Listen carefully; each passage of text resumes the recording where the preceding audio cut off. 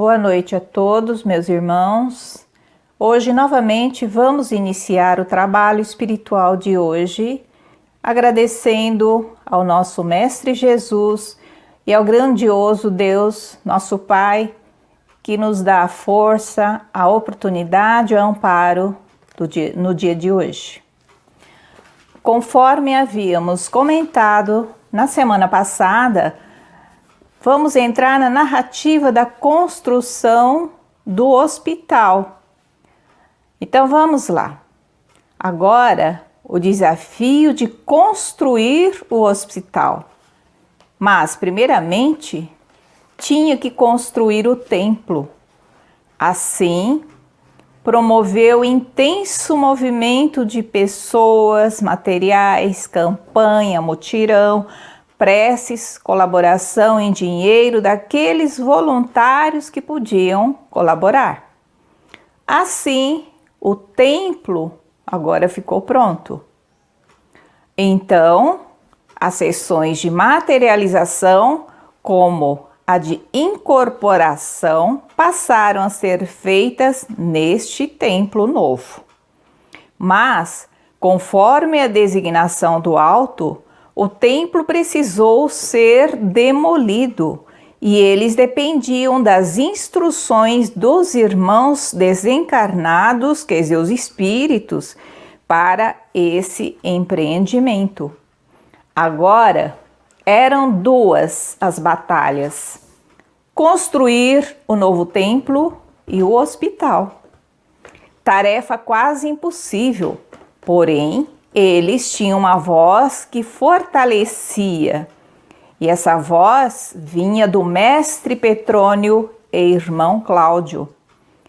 Como a união era harmoniosa, os planos foram executados, e no transcorrer dos anos, o templo novo foi construído e o velho foi demolido com muito pesar. A partir desse acontecimento, agora sim, inicia-se a construção do hospital, que na semana que vem nós iremos comentar.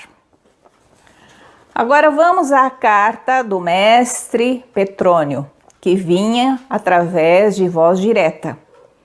Foi escrita, aliás, foi enviada, no dia 2 de junho de 1956, do mestre Petrônio. Boa noite, irmãos. Sois hóspedes do mundo carnal. Observai que a tolerância, a paciência e a caridade são atributos preciosos para a vossa apresentação na vida superior. Se agirdes dentro dessas premissas, sem que nenhum móvel pessoal vos acione, obtereis a conversão dos incrédulos mais facilmente que com os vossos mais fortes argumentos. Aos céticos, entre merecedores das graças divinas, o mal que lhes espreita do corpo e do espírito falo-á ardosamente fiéis aos princípios do Onipotente, muito mais que a saciedade das suas curiosidades em ouvindo-nos falar, em vendo-nos aparecer, em sentindo-se tocados por nós, está na razão direta das curas efetuadas. No rebanhamento das ovelhas ao seio do Senhor, cada oração é uma capela.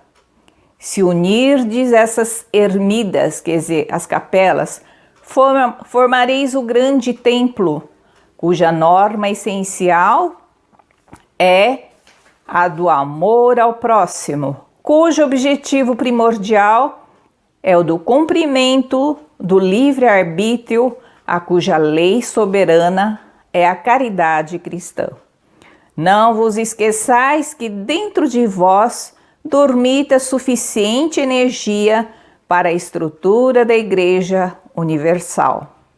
Despertai, que Deus prodigalize em vossos corações a paz, a harmonia e que vos abençoe. Boa noite, irmãos. Bom, Como a mensagem ela é muito erudita,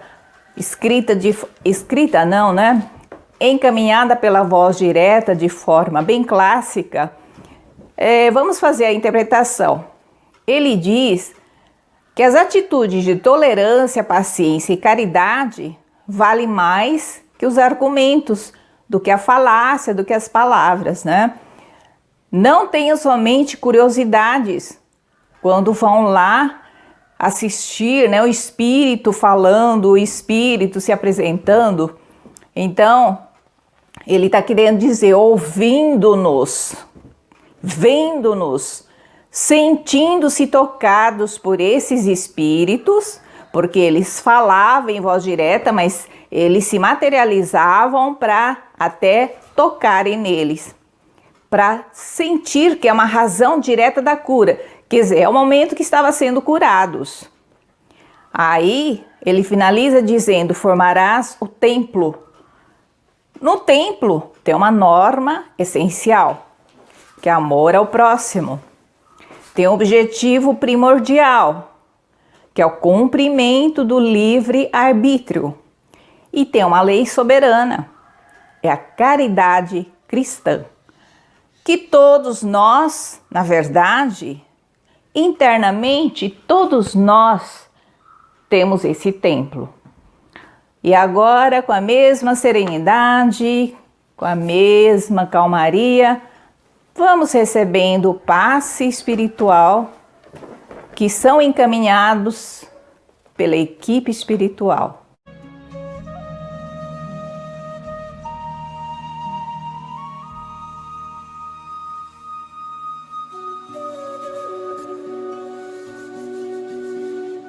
Vamos nesse momento dar início ao nosso passe, nos ligando ao amor do nosso Mestre Jesus.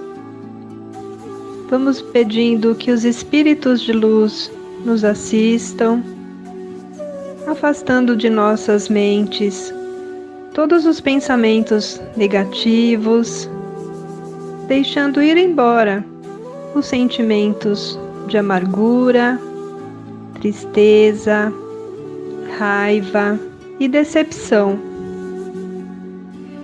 Vamos nos sentindo mais leves e assim os bons espíritos vão aplacando do nosso coração toda a aflição, a ansiedade e a inquietação, nos deixando limpos, renovados, com uma sensação de calma e bem-estar.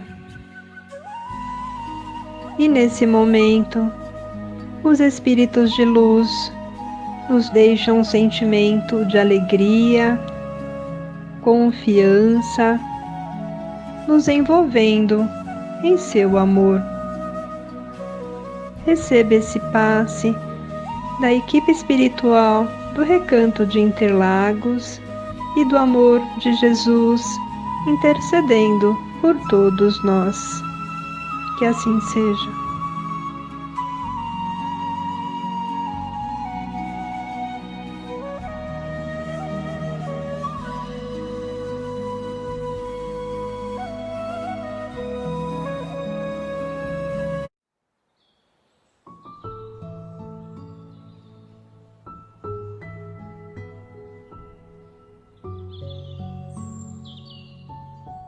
Que a paz de Jesus, nosso Divino Mestre, nos abençoe, nos envolva e que possamos nos conectar pelos laços do coração, que possa fluir o amor divino do Cristo a nos sustentar e a nos inspirar para o quanto nos cabe realizar no mundo e principalmente em nós mesmos.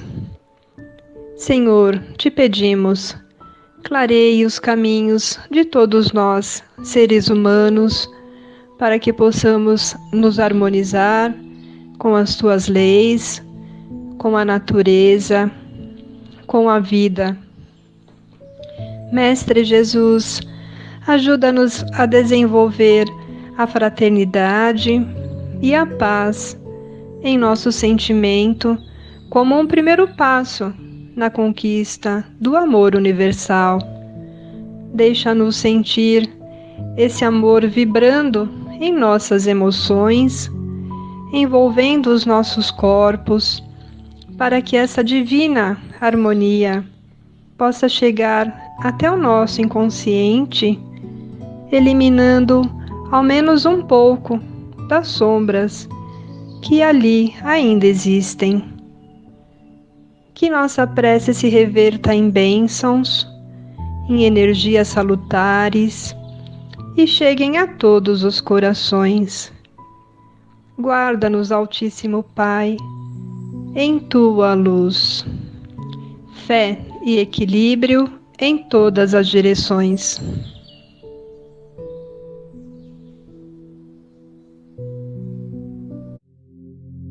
O coração humano é documentado como o mais forte gerador de campos elétricos e magnéticos no corpo.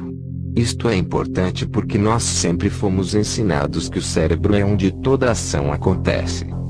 Enquanto o cérebro também tem campos elétricos e magnético, eles são ambos relativamente fracos em comparação com o coração.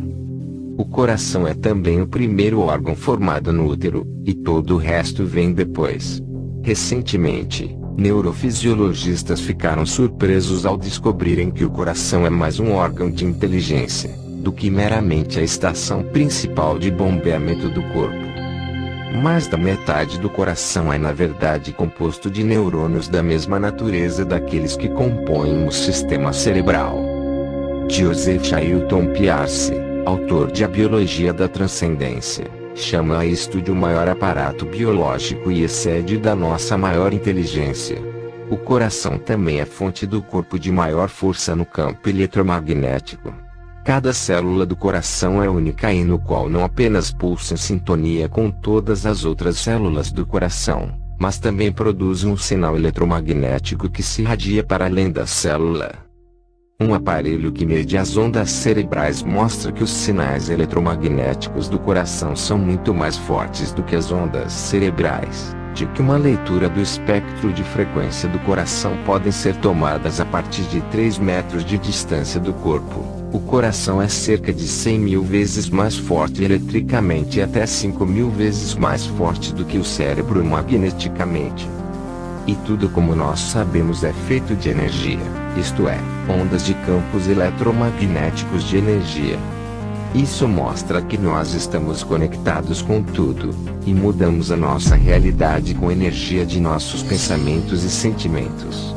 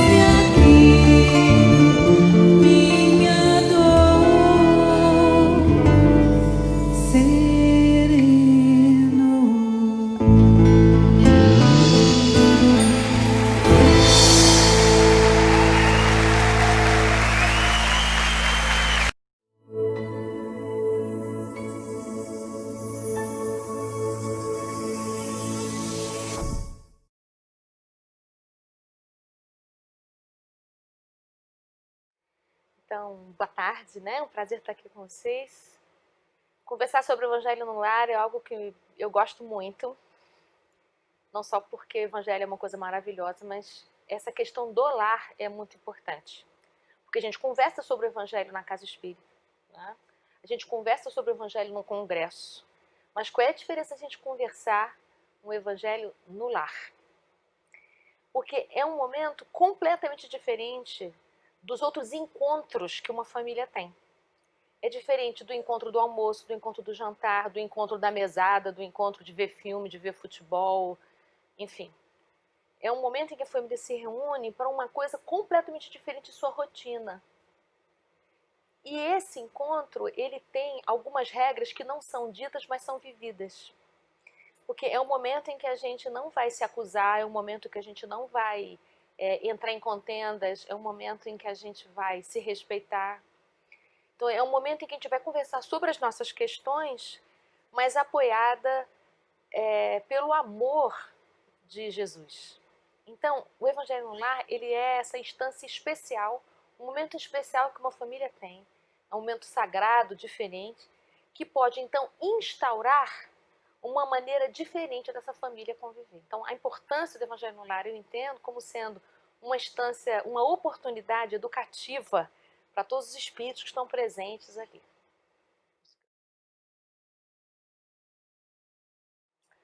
Eu tenho muitos, assim, muitos episódios muito bons, assim, de Evangelho no Lar. Assim, primeiro que foi uma dificuldade eu implantar o Evangelho no Lar lá em casa.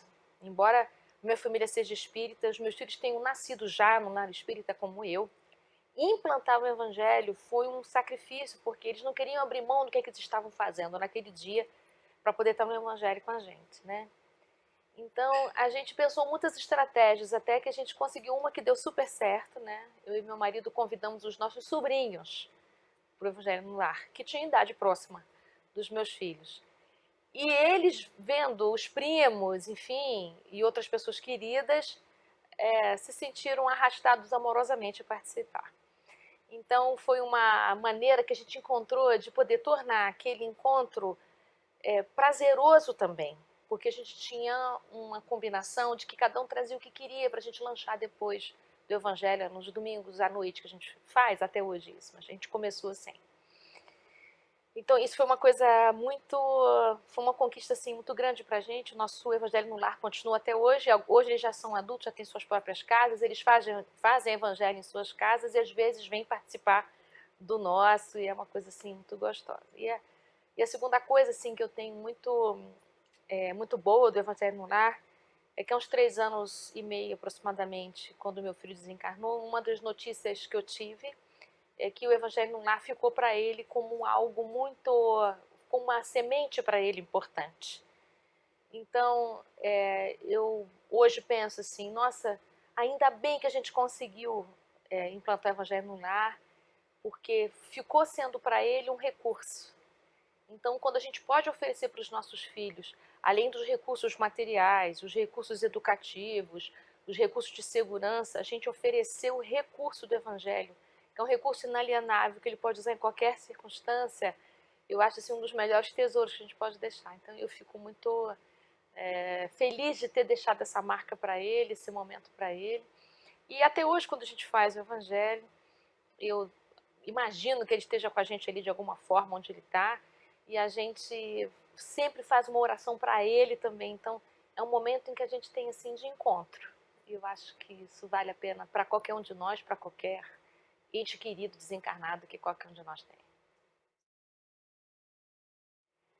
Eu acho uma delícia o Evangelho no Lar, né? Que vocês possam fazer, criar um espaço para o Evangelho no Lar, mas pensa num encontro que seja prazeroso, gostoso, que vocês possam inserir nesse encontro, e não precisa ser longo, não precisa ser mais de 1 hora, você pode fazer um Evangelho no Lar de 10 minutos, não importa, você vai aumentando o tempo de encontro com seus familiares, conforme as necessidades forem crescendo.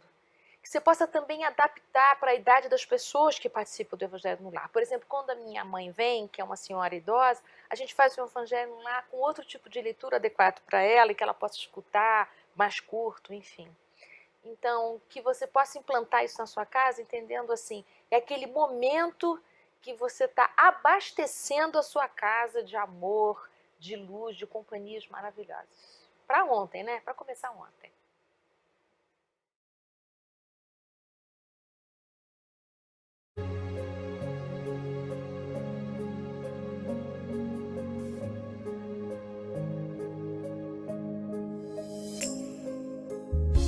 Encerramento. Vamos mantendo a serenidade, a harmonia e confiantes no Mestre Jesus, vamos oferecendo a nossa gota de amor, paz, saúde, reconforto e confiança para que seja multiplicada ao infinito.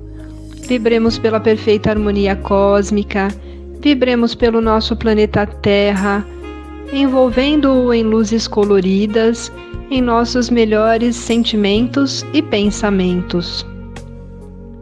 Vibremos pelos governantes, chefes de Estado, diplomatas e todos aqueles que detêm o poder de decisões, para que sejam iluminados por Jesus e tomem decisões sensatas e sempre visando o bem comum.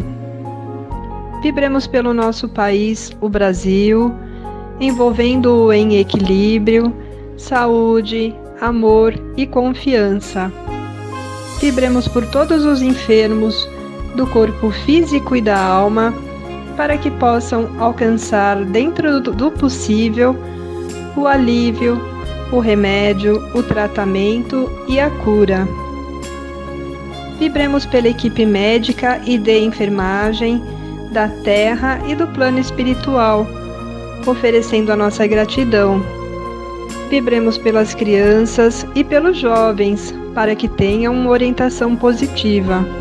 Vibremos pelos desesperados e pelos que pensam em abreviar a própria vida, para que tenham a chama da fé acesa, por uma centelha que seja, para que possam ter o coração aquecido e a mente iluminada, possibilitando vislumbrar um horizonte com esperança. Vibremos pelos desempregados. Inspira-nos, Pai, a acharmos melhores condições para que possamos renovar os antigos padrões.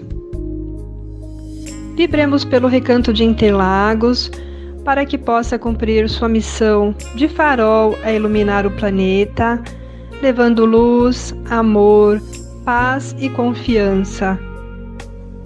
Vibremos por nossos lares, envolvendo-os em proteção e luz, e pedimos permissão para vibrarmos por nós mesmos. Jesus, Mestre amigo, te agradecemos por estarmos encarnados neste momento, neste lugar, mesmo enfrentando desafios.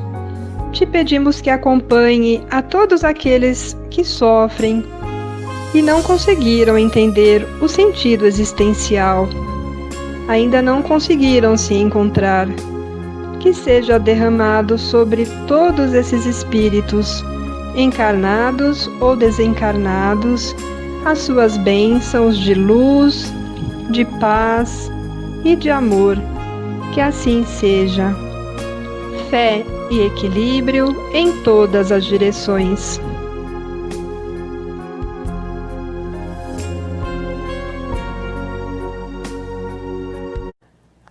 Como eu havia comentado que, na finalização do nosso trabalho, sempre estarei lendo uma frase do livro que chama Calma, ditado pelo Espírito Emmanuel, escrito pelo Chico Xavier. Vamos à frase de hoje. Aprendamos a viver sem reclamações e sem queixas. Então, essa frase, ela ensina muito porque nós, às vezes, reclamamos de várias situações, vários acontecimentos, sem ter muita consciência do que nós estamos reclamando, né? Quer dizer, clamando novamente aquela situação. E os neurocientistas até dizem que as pessoas que reclamam muito, né? 30 minutos de reclamação por dia danifica o nosso cérebro e afeta exatamente na área do hipocampo. O que essa área do hipocampo faz? É a área da memória, é a área da aprendizagem e também a área da motivação. Quer dizer, as pessoas até chegam a perder a motivação, né? A alegria de viver. E também os neurocientistas dizem que 50% das pessoas que reclamam muito desenvolve cardiopatia, que é doença do coração. Porque, na verdade, são energias que danificam o nosso sistema imunológico e vai trazendo uma dose excessiva de cortisol. Então, toda vez que a gente reclama, nós cocriamos uma realidade, aquela realidade de situação que você reclamou. Então, como Jesus Cristo sempre nos disse também, né, o ensinamento do Emmanuel também é não reclamar ao invés de você reclamar, você vai agradecer, porque toda realidade tem duas partes. Tem a parte negativa, porém nós temos que ter a capacidade de observar e perceber o lado positivo. E quando a gente percebe o lado positivo, nós vamos adentrar no campo de agradecimento, gratidão. Né? O sol está maravilhoso hoje, gratidão, ao invés de falar, ai que sol quente, sol chato, e isso na verdade é em tudo. Então, até o próximo trabalho, meus irmãos. Nós teremos mais outras frases, né, para a gente fazer reflexão durante a semana. E vamos finalizar o nosso trabalho de hoje tomando a água fluidificada pela equipe espiritual do Recanto de Interlagos. Fé e equilíbrio em todas as direções.